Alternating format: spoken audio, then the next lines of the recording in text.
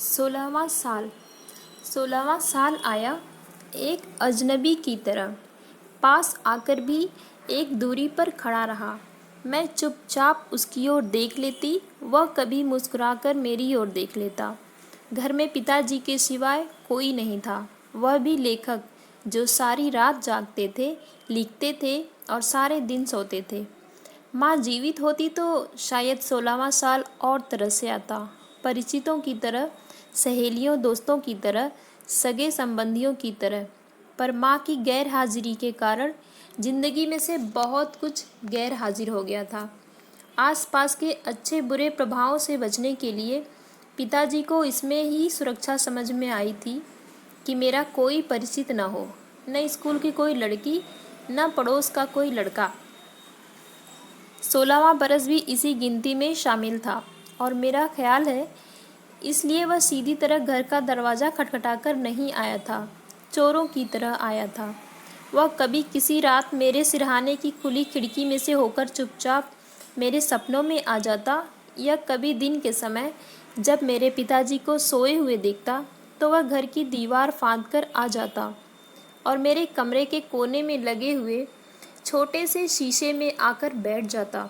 घर किताबों से भरा हुआ था, बहुत सी किताबों का वातावरण धार्मिक था, समाधि में लीन ऋषियों की भांति, पर कई ऐतिहासिक पुस्तकों का वातावरण भी था जिनमें किसी मेनका या उर्वशी के आगमन से ऋषियों की समाधि भंग हो जाती थी। यह दूसरे प्रकार की पुस्तकें ऐसी थी जिन्हें पढ़ते समय उनकी किसी पंक्ति में से निकलकर अचानक मेरा 16वां बरस मेरे सामने आ खड़ा होता था। लगता था यह 16वां बरस भी जैसे किसी अप्सरा का रूप था जो मेरे सीधे साधे बचपन की समाधि भंग करने के लिए कभी अचानक मेरे सामने आ खड़ा होता था। कहते हैं कि ऋषियों की समाधि भंग करने के लिए जो अप्सराएं आती थी उसमें राजा इंद्र की साजिश होती थी। मेरा 16वां बरस भी अवश्य ही इसी की साजिश रही होगी, क्योंकि इसने मेरे बचपन की समाधि तोड़ दी थी। मैं कविताएं लिखने लगी थी और हर कविता मुझे वर्जित इच्छा की तरह लगती थी। किसी ऋषि की समाधि टूट जाए तो भटकने का शाप उसके पीछे पड़ जाता है। सोचो, का शाप पीछे पड़ गया। पर 16वें वर्ष में मेरा स्वाभाविक संबंध नहीं था, चोरी का रिश्ता था।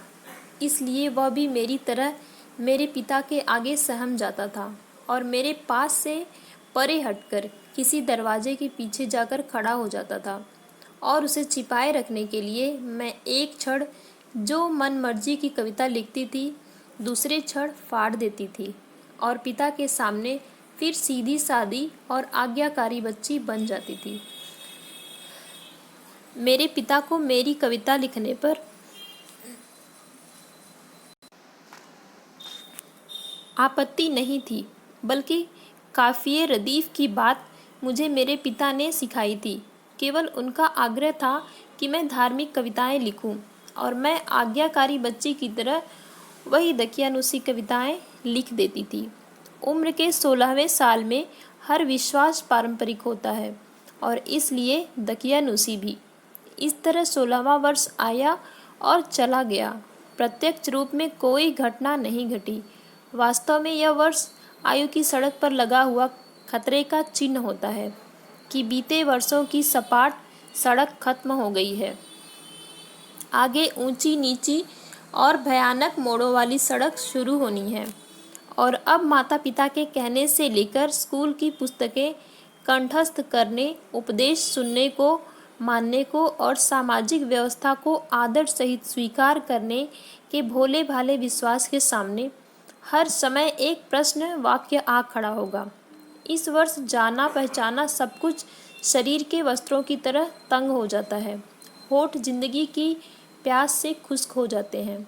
आकाश के तारे, जिन्हें सप्तर्षियों के आकार में देखकर दूर से प्रणाम करना होता था, पास जाकर छू लेने को जी करता है। इर्द गिर्द और दूर पास की हवा में इतनी मनाहियाँ और इतने इनकार होते हैं और इतना विरोध कि सांसों में आग सुलग उठती है। जिस हद तक यह सब औरों के साथ होता है, मेरे साथ उससे तिगुना हुआ। एक आसपास की मध्य श्रेणी का फीका और रस्मी रहन सहन, दूसरे माँ के न होने के कारण हर समय मनाहियों का सिलसिला, और तीसरे पिता के धार्मिक अगुआ होने की हैसियत में मुझ पर भी अत्यंत संयमी होकर रहने की पाबंदी। इसलिए 16वें वर्ष से मेरा परिचय उस असफल प्रेम की तरह था जिसकी कसक सदा के लिए कहीं पड़ी रह जाती है, और शायद इसीलिए वह 16वां वर्ष भी अब मेरी ज़िंदगी के हर वर्ष में कहीं न कहीं शामिल है। इसके रोज़ का पूरा रूप मैंने उसके बाद कई बार देखा। 1947 में देश विभाजन के समय भी देखा। सामाजिक, राजनीतिक, धार्मिक मूल्य कांच के बर्तनों की भांति टूट गए थे और उनकी किरचें लोगों के पैरों में बिछी हुई थी। ये किरचें मेरे पैरों में भी चुभी थी और मेरे माथे में भी। जिंदगी का मुंह देखने की भटकन में मैंने उसी तपिश के साथ कविताएं लिखी, जिस तपिश के साथ कोई 16वें वर्ष में अपने प्रिय का मुख देखने के लिए लिखता है। और इसी तरह फिर पड़ोसी देशों के आक्रमण के समय, वियतनाम की लंबी यातना के समय, चेकोस्लोवाकिया की विवशता के समय, मेरा ख्याल है, और जब तक आँखों में कोई हसीन तस्वुर कायम रहता है और उस तस्वुर की राह में जो कुछ भी गलत है उसके लिए रोष कायम रहता है, तब तक मनुष्य का 16वां वर्ष भी कायम रहता है, खुदा की ज़ात की तरह हर सूरत में। हसीन तस्वुर एक महबूब के मुंह का हो या धरती के मुंह का, इससे फ़र्क नहीं पड़ता। यह मन 16वें वर्ष के साथ मन के तस्वुर का रिश्ता है और मेरा यह रिश्ता अभी तक कायम है। खुदा की जिस साजिश ने यह 16वां वर्ष किसी अप्सरा की तरह भेजकर मेरे बचपन की समाधि भंग की थी, उस साजिश की मैं ऋणी हूँ, क्योंकि उस साजिश का संबंध केवल एक वर्ष से नहीं था, मेरी सारी उम्र से है। मेरा हर चिंतन अब भी कुछ कुछ समय के बाद मेरे सीधे साधे दिनों की समाधि भंग करता रहता है। सब्र संतोष से जिंदगी के गलत मूल्यों के साथ की हुई सुलह उस समाधि की तरह होती है जिसमें आयु अकारत चली जाती है। और मैं खुश हूँ, मैंने समाधि के चैन का वरदान नहीं पाया, भटकन की बेचैनी का शाप पाया है, और मेरा 16वां वर्ष आज भी मेरे हर वर्ष में शामिल है। सिर्फ अब इसका मुंह अजनबी नहीं रहा, सबसे अधिक पहचान वाला हो गया है, और अब इसे चोरी से दीवार फांदकर आने की ज़रूरत नहीं रही। यह हर विरोध के खुले बंदों को पछाड़ कर आता है, केवल बाहरी विरोध को नहीं, मेरी आयु के 50वें वर्ष के विरोध को भी पछाड़कर। और उसके सब लक्षण अब भी उसी प्रकार हैं।